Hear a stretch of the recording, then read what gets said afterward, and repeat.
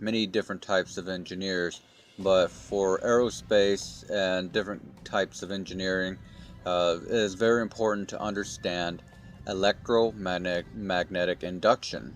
Electromagnetic induction can do many things. For instance, it replaces gravity. A lot of people believe in this gravitational force, and gravity is extremely weak. And one of the strongest currents we have on Earth is electromagnetic. Okay, it causes everything. It's everything that we see, everything that we do, our stabilization within the Earth, within reality. All of our reality is based on electromagnetic induction, electromagnetic fields within the Earth. So I'm going to be showing you that, and the videos that I have for you, I'm going to be talking about. I'll be making comments throughout the videos, so you can better understand what they are talking about. So it is very important to understand electromagnetism.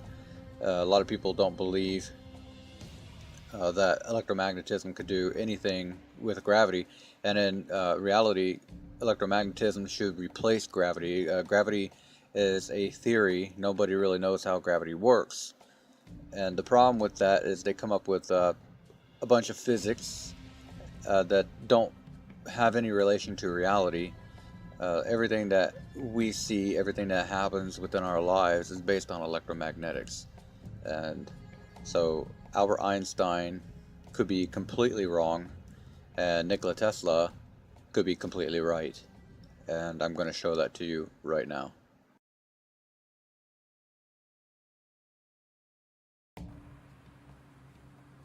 Okay, so now I'm going to be talking about gravity.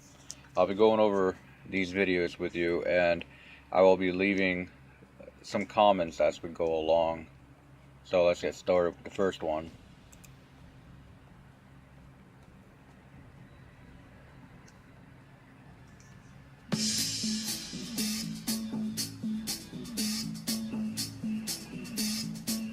We understand the world today in terms of four forces of nature: the strong and weak nuclear forces, electromagnetism, and gravity. Now, gravity is perhaps the most familiar, but in fact it's by far the weakest of the four forces. So weak, in fact, that we can completely ignore its effects when we explore the subatomic world. Okay, so in the subatomic world, gravity, we can ignore it completely. And the reason why is because electromagnetism is a way heavier force than gravity. Gravity goes toward nothing. Electromagnetism is everything. At least with today's experiments.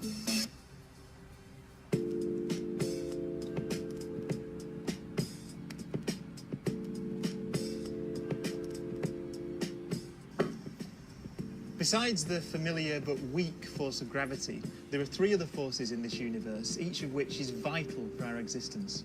Now, it may not seem obvious, but the force that holds these bubbles together is the same force that allows this flame to burn. Electromagnetism. It's the force that allows us to push and pull things, the force that allows us to see everything in the world around. Okay, so electromagnetism is the force that we use to push and pull things. It's what makes matter, okay? This is what brings everything together. Bubbles, fire, you, me, what we see, everything.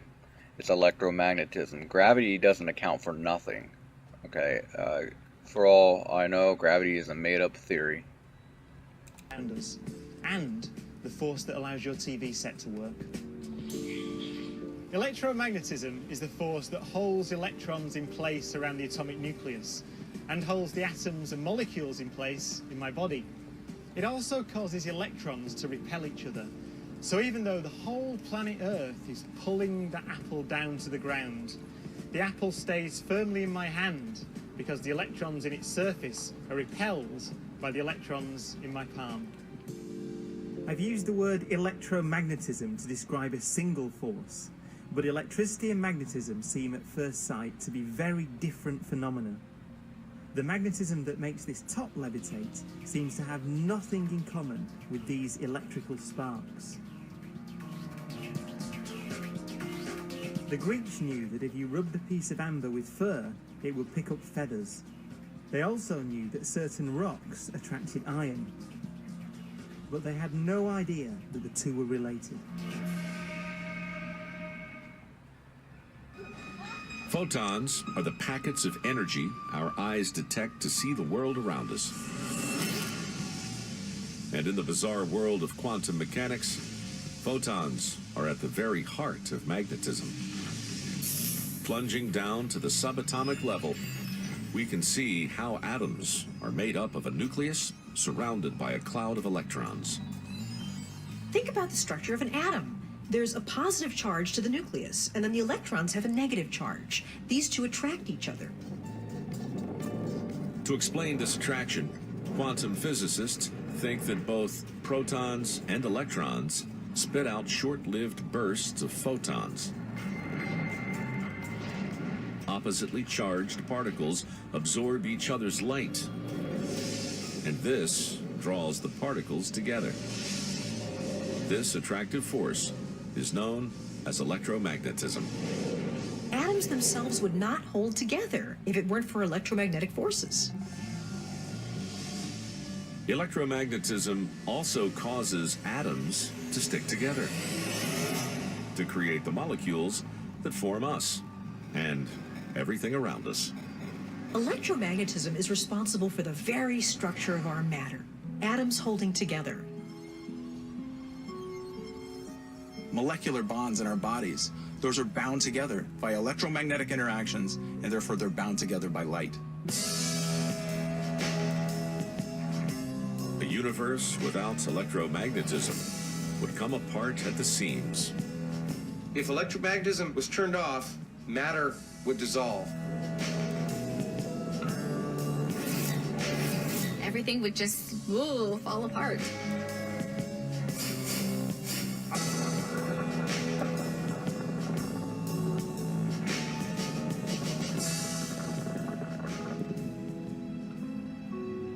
Electromagnetism not only holds everything together,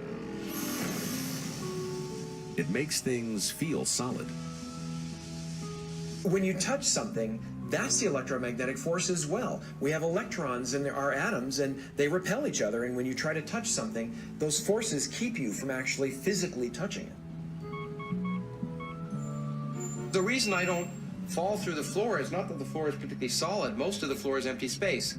It's the electric forces of the atoms in the floor against the electric forces of the atoms in my body that hold me up. Okay, so gravity isn't the driving force that holds you up, it's electromagnetism. So we'll continue with that. Just those little forces of those few atoms are enough to hold me up against the entire gravitational force of the Earth. Electromagnetism rules.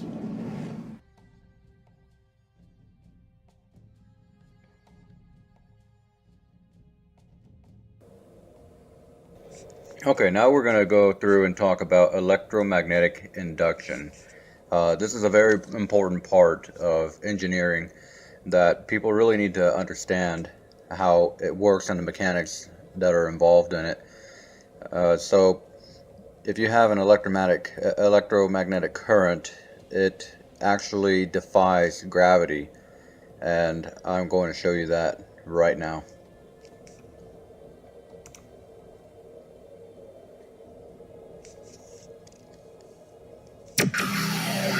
Let's switch it on, let's see what it does. Through this coil of thick wire, we're about to pass a huge alternating electric current.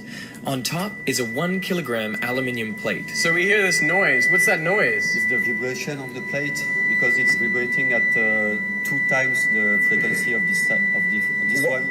Whoa! Whoa! How does it do that? To find out, I've come to the place where it all started, the Royal Institution in London. This is the key to Faraday's magnetic lab. It's amazing that lock still works. From the 1870s onwards, it became a storeroom, which is why it survived, and it survived intact. All the joinery, giant electromagnet, exactly the same as Faraday. So this left is it. exactly as Faraday would have had. That's right, yeah. In Faraday's time, it was known that electric current creates a magnetic field, but it remained an open question whether the reverse is possible, if a magnetic field could generate electric current. Faraday answered this question with his most famous apparatus. Faraday's electromagnetic induction ring, which is this. In August 1831, Faraday wrapped 2 coils of insulated wire around this iron ring. But in 1831, you could not go down to your local electrical hardware shop and ask for 800 meters of insulated wire. You had to insulate the wire as you went, and so as you pushed and pulled the wire out of the ring, you had to insulate it. It takes 10 working days, which is a huge investment of time. But the investment paid off. When Faraday connected a battery to one of the coils, he saw a brief pulse of current in the other coil. And when he disconnected the battery, he saw a pulse of current in the other direction. He realized that current was induced in the second coil only when the magnetic field through it was changing. And if they hadn't been wrapped on the same ring, Faraday may have noticed that the 2 coils repel each other when the current is induced, and that's due to the interaction of their magnetic fields. Which brings us back to this. Through the bottom coil, we are passing a huge electric current, 800 amps, which alternates in direction 900 times per second. This ensures there will always be a changing magnetic field above the coil. Instead of a second coil, we're using the aluminum plate, but the principle is the same. The changing magnetic field induces currents in the plate that create an opposing magnetic field, so it levitates. How awesome is that? This current is not only good for levitating the plate, it can also make light bulbs glow. A gift. Oh, thank you. Oh, that is cool. Not too close because it's... Okay, so now I need to clarify a couple things. A lot of people think that they ask, how can the sun and the moon go around the flat earth and the stars? Well, everything is ran by electromagnetics, okay? So they would levitate above the earth. They don't have to be circling around the sun at all. You don't need the sun to be in the center of the universe, okay? You can easily have everything you need right here on Earth, because Earth is an electromagnetic conductor. And people do not understand engineering. They don't know how electromagnetic conductors and induction works. This will light up your lamp without plugging it in. This will heat up everything. This is exactly like the sun. So all it is ran on electromagnetic conductors, the sun and the moon, and you'll see that later on as we go along. We'll burn the arms. Can I put it there? Yep. And just as current in a toaster element heats it up, the induced current in the plate dissipates its energy as heat. It's on what working? Thank you. Yeah, to see the temperature. Check out how hot this plate is. Oh, that is nuts. Is this your favorite demo? It's like a flying barbecue or something. Tell me this is not the best dinner table centerpiece. It levitates, it gives you light, and you can cook on it. And all the while, you're demonstrating Faraday's law of electromagnetic induction.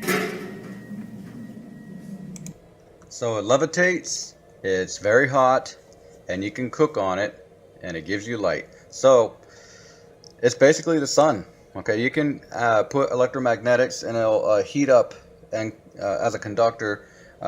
However, there are other kind of electromagnetics and magnetisms, and we'll soon go over that. So this would introduce the sun. Okay, the next one I'll be showing you will introduce the flat Earth and the moon, and how everything rotates onto the flat Earth.